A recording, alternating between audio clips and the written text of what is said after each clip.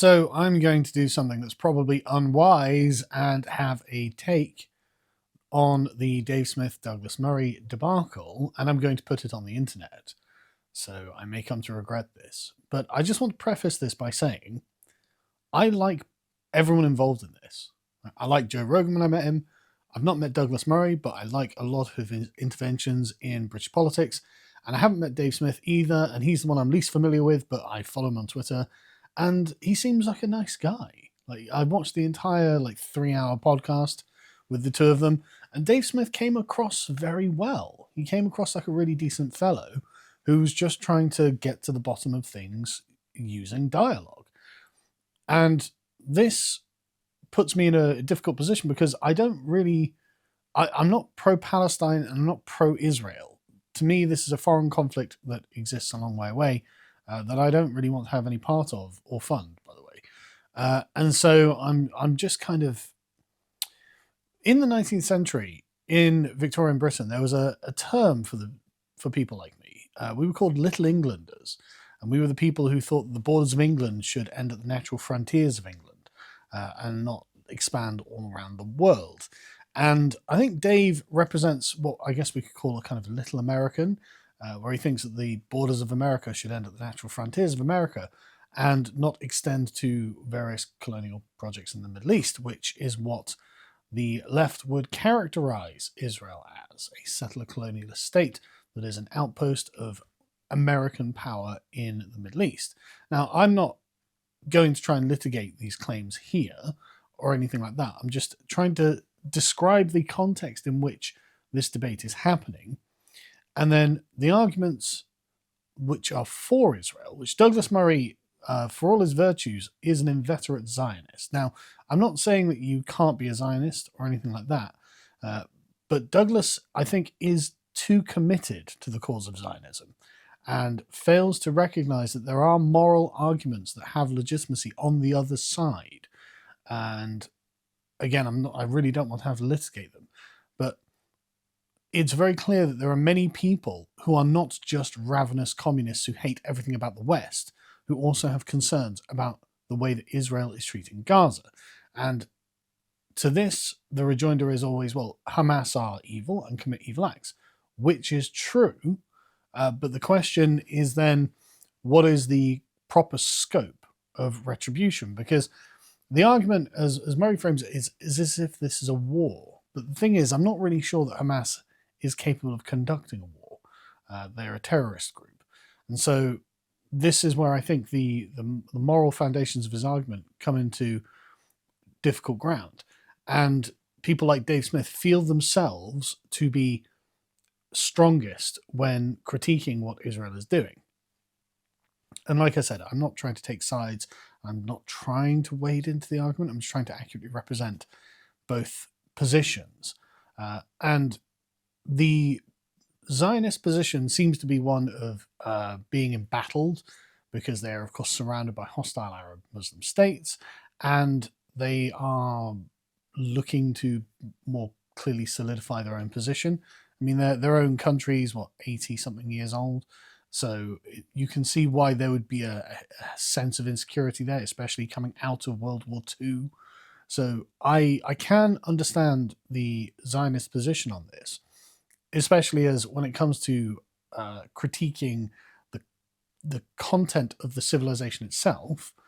The Israeli civilization is far closer to what we consider to be proper than the Palestinian civilization, obviously. But I try not to do that kind of evaluation anymore, because I think it's actually not proper to hold someone to our standards and then argue, well, they're not valid and therefore they deserve anything we do to them if they fail to live up to them. I wouldn't really like it done to us, for a start. And where did they agree that they had to live by our standards? You know, it sort of takes on a dramatically imperial position, and I'm not entirely for it. I think Dave's position might be a little bit too isolationist, which is the sort of America first tends to bleed into America alone a lot, which I'm not entirely in favor of either.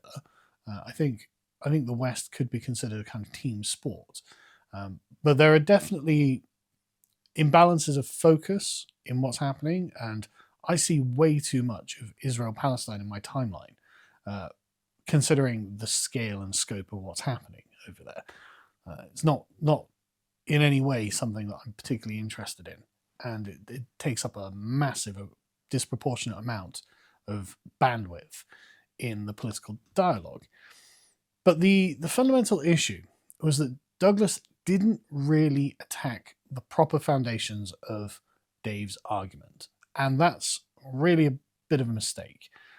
And what he's kind of done is played to an elite consensus that is generally very pro-Zionist.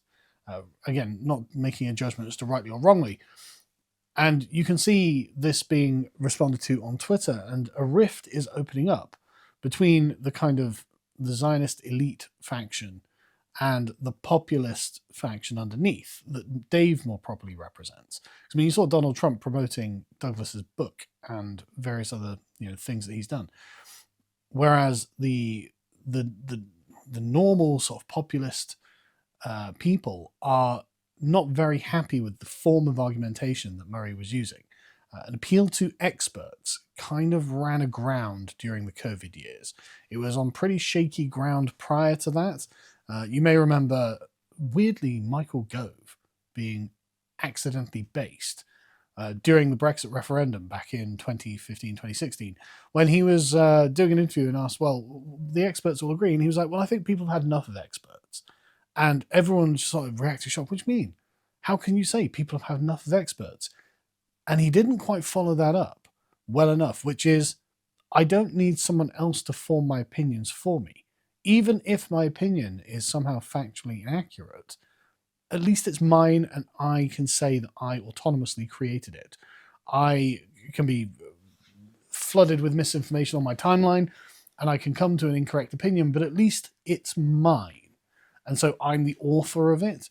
And I think in Dave's position, there's honestly quite a lot of this emphasis and this sentiment that underpins it. And Douglas appealing to the experts really misses the mark, because frankly, the experts have not been good or trustworthy of late, for the last 10 years or so at least. And there's, how to put it, there's a definite feeling, I think, that actually maybe things need to be wound down a bit. Maybe the power differential between Israel and Gaza and Hamas is too great to be able to make a single moral statement about what they did on October the 7th, which I completely agree was abominable. And, Hamas are a terrorist group. They murder people as part of policy. We should obviously do whatever we need to do about them, but the collateral damage is the question. And this is the bone of contention between the two parties. And so anyway, Douglas, relying on a kind of slightly condescending, exasperated, look, I've been there, you haven't been there. There is expertise involved in making a decision about this that you're simply not privy to. And so you should wind your neck in and just let the experts agree with me and give my side of the argument everything that they want. That's obviously not going to be sufficient. And I'm surprised that Murray did this, because in most other respects, he's in fact every other respect. This is what I mean. Like, I like Douglas Murray. Like, I've respected him for a very long time, because he's been one of the few people who has come out and publicly had anything that's not condemnation to say about someone like Tommy Robinson. He's come out and said, look, actually, we need to be cognizant of the Islamization of the West. This is a genuine concern that we should be keeping in the front of our minds. And they've called him all sorts of things over the years, and he's taken a battering over it, and he hasn't wavered in his stance. So I do respect Douglas Murray for a lot of reasons. And so it's been a very frustrating thing to watch both sides going at each other, especially as it's clear that it didn't land in the way that he was hoping for. So Joe Rogan on the next podcast was kind of mocking Douglas, going, putting on the British accent. I saw a lot of Americans saying, oh, this is a British thing. It's like, yeah, maybe. But I don't think it is that. I think it's a class thing. It's just that Americans aren't very good at picking up on class. But Joe Rogan was kind of just teasing him about the stuffy appeal to experts, which I don't think was the greatest tactic in order to try and win the argument. And I'm surprised he went for it, frankly. But you can see that when one side is getting kind of derided and mocked online, and this was shared very widely, even if they're right, they manage to deliver the message wrong. And so there's no substitute for what people genuinely feel as their first reaction to what happened. And a lot of people genuinely feel kind of revulsed by a stuffy appeal to experts. It's not good enough. And a lot of people were pointing out, well, Murray's done other podcasts since where he says, look, he was really trying to send a message to Joe Rogan, not win the debate with Dave Smith, which doesn't seem to itself have landed anyway, because Joe doesn't seem to have increased in respect for Douglas Murray or his position. And so this hasn't gone brilliantly. And it really just does, I think, come down to the method and Douglas's very hardline position on the sort of neocon side of it. Whereas other people will say, well, there are other moral considerations that need to be brought in, and it's not all one way and none of the other. And this is essentially Dave's position. Dave was not irrational or offensive, and he was not, how to put it, he was not unpersuasive either in the way that he was presenting his position. And Douglas kind of was. And you can see this by Joe Rogan's reaction, right? It wasn't brilliant. And it's one of those rare sort of times where Douglas Murray drops the ball. And I wonder if maybe he's a bit too close to the subject to be able to give it the fair accounting that I think someone like Joe Rogan was actually hoping for. Because I think Joe Rogan is broadly sympathetic, obviously, to not having Hamas commit terrorist attacks in Israel. I'm sure he's completely on side with that. But there's a question of proportionality there that I think Israel has overstepped, or at least in the perception of the minds of many people, such as Dave Smith. They've overstepped, and this is something that should fairly be talked about from a position that isn't just hardline on one side or the other. And I think Dave, like I say, I watched the whole 3 hours. It was insufferable, to be honest. But I think Dave made it clear that that's the position he was trying to adopt. He was saying, look, I'm Jewish. I'm not against Israel. I'm not against like this. I'm not against that. But the question, and maybe he didn't articulate it perfectly, but I think the question really boiled down to proportionality. And that's where this has come from. And so appealing to experts on what the situation on the ground is like. So, okay, Dave wasn't contesting the positions of soldiers or, certain events on the ground. He was making a broader overarching point about the scale of what Israel is doing here and what maybe they shouldn't do. And appealing to experts to say, well, you're just not allowed an opinion, which means you have to agree with us. You have to let us do what we're doing, and your criticism is not fair, balanced, or just. And that's just not on. And it was Brett Weinstein who I think came out with easily the best take on this, where he just pointed out, look, at the end of the day, even if that is true, the process of getting to the truth is always messy, right? And Douglas, to his credit, he wasn't saying, and a lot of people misinterpreted him as saying, that Dave Smith wasn't allowed to talk about this or Joe Rogan wasn't allowed to platform them, blah, blah, blah. He was arguing for a kind of parity in platforming. Have an expert on who knows about this and who's on narrative, and then have the other guy who is not, and whatever. He wasn't arguing for deplatforming, and it is a slightly unfair mischaracterization. The problem is Douglas's position was quite nuanced, and when you're in front of a gargantuan audience like Joe Rogan, who are themselves not scholars necessarily, you can see how it's easy for that point to be lost in amongst the wood for the trees, as it were. So I do think that Brett Weinstein came out with the best take on this, which is just, unfortunately, this is the nature of democracy. This is the reason that the Founding Fathers put freedom of speech as the First Amendment to the Constitution. This comes before all other things, because ultimately any institution that is tasked by being the source of expertise, where the experts go, as we saw during COVID with the World Health Organization and various other academic institutions, they can become corrupted by ideology. They can become captured, and they can see in the power of being the expert a source of power and expansion of their own ability and influence. And of course, this translates into wealth, prestige, and status. And this is an inevitable consequence of just humans staffing institutions. And so it is just not realistic to be able to run a democratic society that is built only on expert opinion. This is the point of democracy, frankly, is that it's going to be truth will be arrived at by convergence.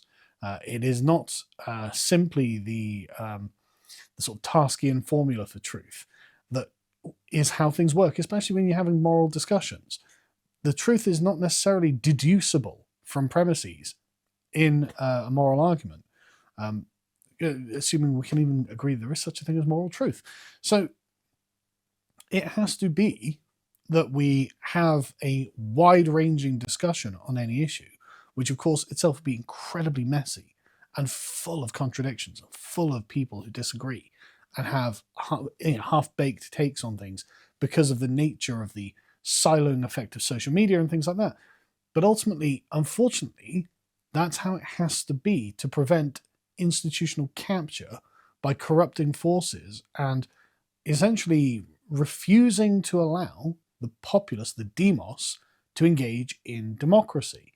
And like I said, I'm not saying that Douglas Murray was saying that that's what should happen. It's just that's what people took from what he was saying. And so it just, like I said, Brett is correct. It has to be the long, drawn-out, messy process of going back and forth over and over and over, pieces of information, over and over in arguments we've had before, until something approaching a consensus or a reasonably accurate understanding of what has happened can emerge. Is this unsatisfying to people who would like something to be a bit more cut and dried? Yes, deeply so. But unfortunately, these are what our rights are as free people in free societies, in democracies. That's what this means. This is what the West is. It's the big, long, complicated, messy negotiation of how we best ought to live, how we ought best to live with one another, and there is simply no getting around that. We have to be engaging in this process, which is why I've made this video, and I hope it's understood in the spirit in which it's given. Because, like I said, I like everyone that I've talked about in this video so far, and I don't want to alienate anyone. It's just clear that the mechanism by which we arrive from one point to another has to be the messy, vulgar, democratic one, even if that means it takes a long time and a lot of misinformation is spread in the process. At the end of the day, we have to be the ones who ourselves are the vigilant and diligent sentinels against it. We can't rely on someone else.